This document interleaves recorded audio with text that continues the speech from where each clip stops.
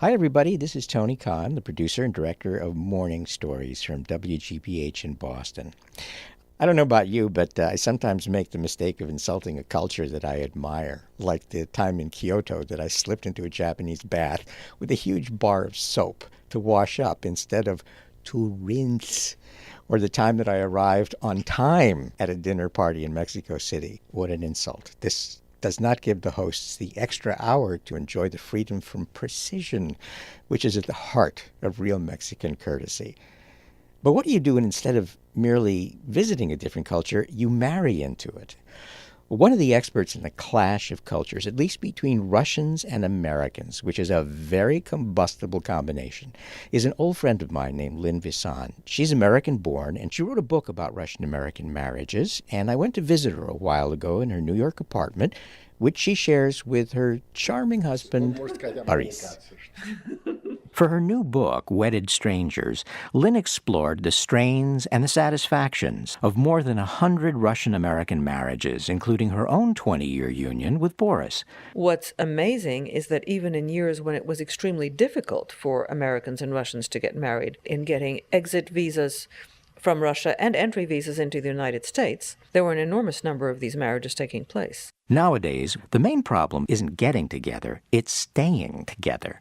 Take this rough start between a Russian woman and an American man who were introduced over the internet. The woman, as soon as she moved into the man's apartment, sewed all his sheets together to form the kind of little packet into which a Russian puts a blanket. He was not terribly amused.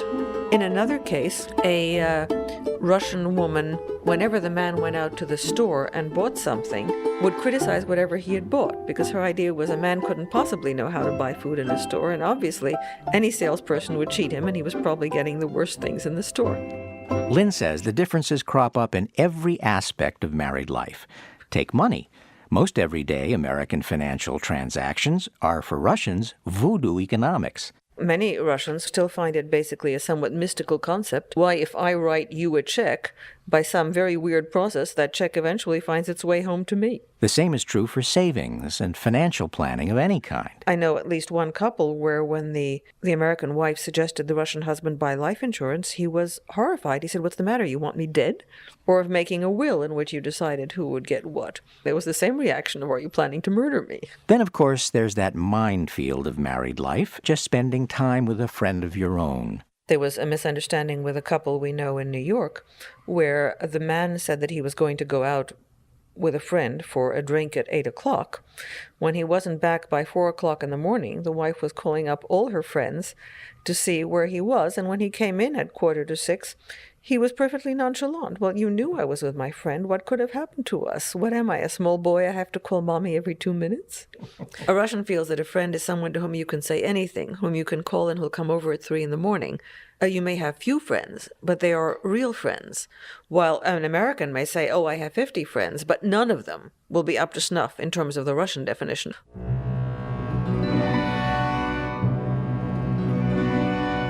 In a sense, there's a specter haunting the Russian-American marriage, far more threatening than any ex-lover, and far more ominous than any in-law, the ghost of the Russian past.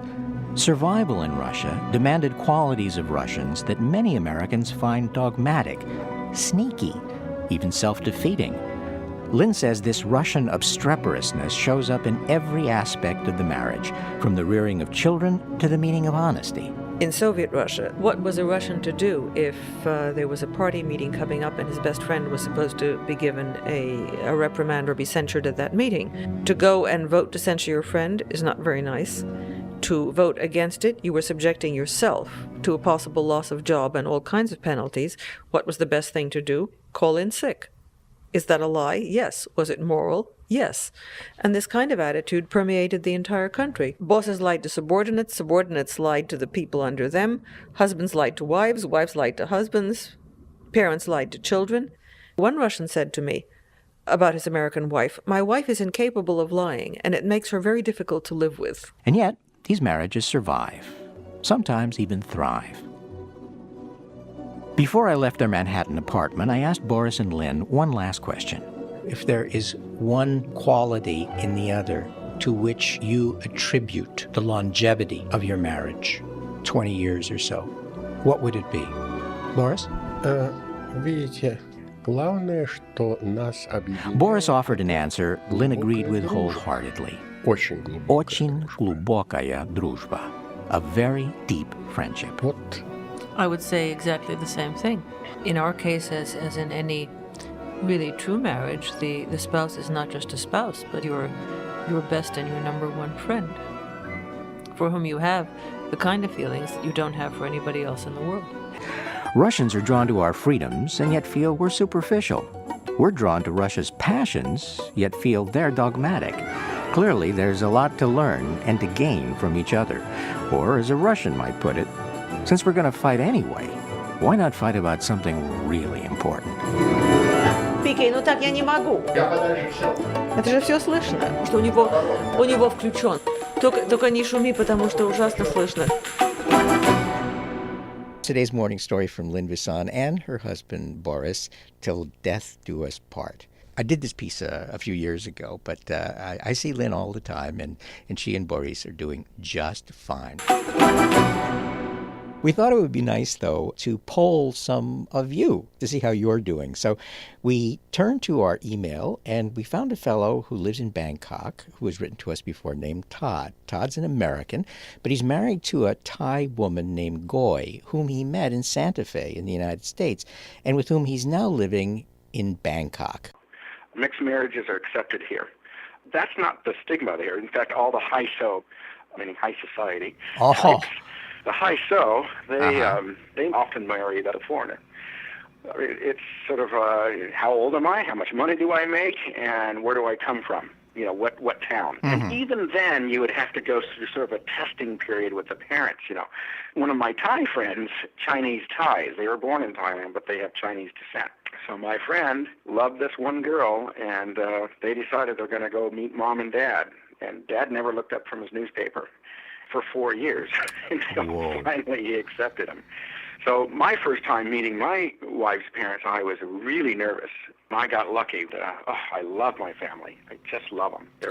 We are close. Todd, let me poke a little bit at your paradise there and ask if there are small things where you do feel a bump, the difference in cultures. It's ever present. I remember we had a Buddha in the house. You know, I just thought, oh, this is kind of neat looking. You know, it's very Eastern. And I remember getting out of the shower once and running to the phone without any clothes on in front of the Buddha. And she nearly had a fit. I mean, this was, for Thai people, there's a tremendous modesty. I had to learn about becoming much more modest in my behavior. They will take some of the things that we say quite literally. That's what I had to learn. And then I, of course, adapted and molded more to her way of life. And especially being here, I completely understand where she was coming from in the past. What can sometimes happen is that the person, if they're living in their native country, may actually prefer to live in your native country, but that's not the way it's working out. Mr. Tony, oh yes, she is a U.S. citizen and earned that right, and it wasn't easy getting that citizenship. And then when she got it, I said, "Oh, guess where we're going?" Thailand. No, she wasn't happy. That's I'm happy over here. I like it here, but she wants to get back there. That's a whole other thing to negotiate, isn't it? I appreciate that, but I said we have to earn some money first. You know. Do you think you've been married for how long, Todd? 7 years. Are there ways in which your being from different cultures has actually helped your marriage? I'm so proud. I think we're so proud of each other and how we both wanted to learn each other's ways. And instead of finding fault, most of the time we found a lot of triumphs. You know, I'm just so proud of her and just so delighted to be with her. She won't tell me directly, but I can hear her talking to others that, he can speak very good Thai, and he really knows a lot about us, you know. Yeah. And that makes me feel good, you know. It doesn't always go well every day, and we're not always in the best mood every day. But Tony, I think that it's through struggle that we find ourselves we find the true character often. Beyond that, in the cultural differences, it's a lot about how we speak to each other. And the two of us knew it wasn't easy. But even with those fights, they would end, and then there would be the kindness. Isn't it kindness, even with someone you love, one of the most important things in life? What else do we have, you know? You are a delight to have on the radio. Oh, thank you. And by the way, Gary is also, I like to listen to him. He's a sweetheart. And please say hello to him. And, I shall. And if you guys ever get out here, you know who to contact. I'd look forward to meeting you and to being introduced to the lovely Goy. Please say hi to her for me. I will. It's been nice to talk to you, Tony. Bye-bye. I'm here in the studio with Gary Mott, and Tony, I shaved my head. you shaved your head. I shaved my head because I said, you know what? No woman is ever going to fall in love with me. Oh. And I'm going to get a tattoo. And sure enough, the day I shaved my head, the day I got that tattoo, in walks Lori. Where the hell is your tattoo? It was a temporary tattoo. Oh, okay. A temporary tattoo. All right. Our relationship has just taken a whole step deeper than I ever thought it would.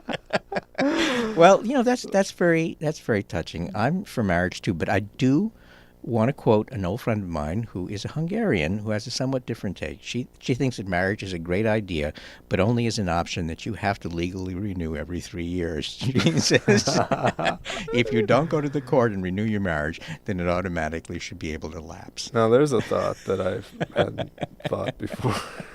Speaking about cross-cultural marriages, and I say it with all sincerity, yes, we do, to Ipswich, a leader in file transfer software and our sponsor for this podcast pretty much since the start.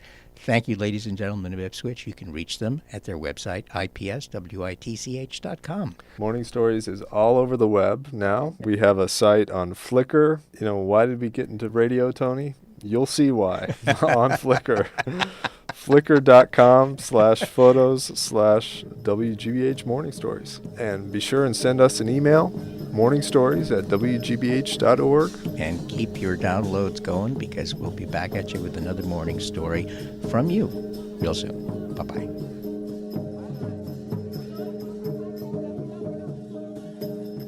Goy has tolerated you for 7 years. Tolerated is perfect, yes, exactly. The poor thing. Well, she has a sense of humor, and that's why.